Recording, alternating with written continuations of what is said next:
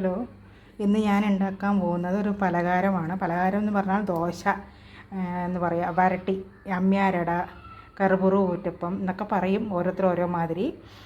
എൻ്റെ മുത്തശ്ശി പറയണത് കറുപുറു ഊറ്റപ്പം വരട്ടി എന്നാണ്. അത് ഞാൻ ഇടുമ്പോൾ കാണിക്കാൻ മറന്നുപോയി, ഇപ്പോഴാണ് ആലോചിച്ചതൊന്ന് കാണിക്കാമെന്ന്. അപ്പോൾ ഇതിലിട്ടത് പേര് പറയാം കേട്ടോ. ഇതിലിട്ട സാധനങ്ങളുടെ പേരുകൾ പറയാം.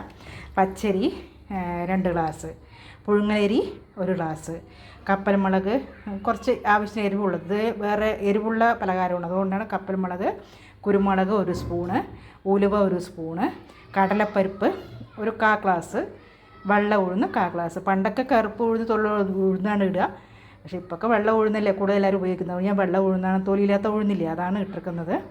പിന്നെ കറിവേപ്പില, ഇതെല്ലാം കൂടി ഇട്ടിട്ട് ഒരു 4-5 മണിക്കൂർ കുതിരാനിടണം. അത് ആദ്യം അരിയും പരിപ്പും ഉഴുന്നും കഴുകിയ ശേഷം ആ വെള്ളമൊക്കെ കളഞ്ഞിട്ട് നല്ല വെള്ളത്തിൽ വേണം ഈ കപ്പൽമുളകും കറിവേപ്പിലയും കുരുമുളകും ഉലുവയും പിന്നെ മിക്സ് ചെയ്തിട്ട് വെള്ളത്തിട്ട് വയ്ക്കാൻ. ആ വെള്ളം തന്നെ അരയ്ക്കാനെടുക്കുക കേട്ടോ, അതുകൊണ്ട് നല്ല വെള്ളത്തിൽ വേണം ഇട്ട് വയ്ക്കാൻ.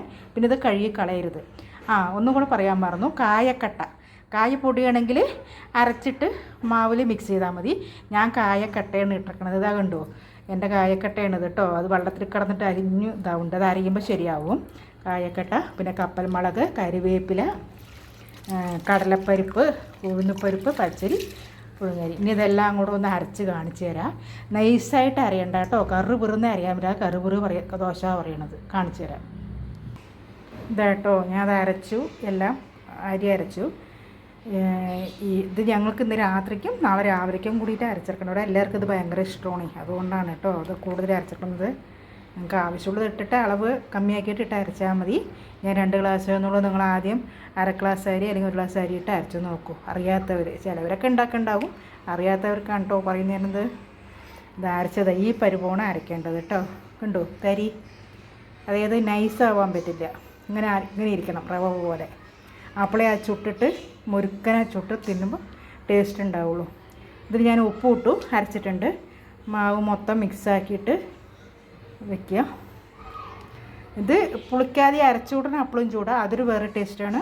കുറച്ച് മാവ് പുളിച്ച് ചൂടുന്നതും വേറെ ടേസ്റ്റാണ്. 2 ടേസ്റ്റും അത് ഓരോരുത്തർക്കും ഓരോ ഇഷ്ടമല്ലേ. അപ്പോൾ അതാണ് പറയുന്നത്, ഞങ്ങളിപ്പോൾ രാത്രി ഇങ്ങനെയും കഴിക്കും, രാവിലെ കുറച്ച് പുളിച്ചിട്ടും കഴിക്കും. ഞങ്ങൾക്ക് 2 ഇതും ഇഷ്ടമാണ്. അപ്പോൾ നിങ്ങളും ഇതുണ്ടാക്കി നോക്കൂ. ചുന്നി ദോശ ചുട്ടിട്ട് ഞാൻ കാണിച്ചു തരാം കേട്ടോ. പിന്നെ ചുടുന്ന സമയത്ത്, അതുണ്ടാക്കുന്ന സമയത്ത് കാണിച്ചു തരാം കേട്ടോ. ആ മാവിന് ഞാൻ ദോശ ചുടുന്നത് ഇന്നലെ അരച്ചില്ലേ മാവ്, നിങ്ങൾ കാണിക്കാനില്ലേ. 2 കയ്യിൽ മാവ് ഒഴിച്ച് കല്ലിൽ ഇതങ്ങനെ പരത്തും. കട്ടിയിൽ വേണമെങ്കിൽ കട്ടി പരത്താൻ, നൈസിൽ വേണമെങ്കിൽ നൈസിലും പരത്താം കേട്ടോ. ഇതിൽ കുറച്ച് നല്ലോണം നല്ലെണ്ണ ഒഴിച്ച് കൊടുക്കണം. നല്ലെണ്ണയാണ് കേട്ടോ ഞാൻ ഒഴിക്കണത്.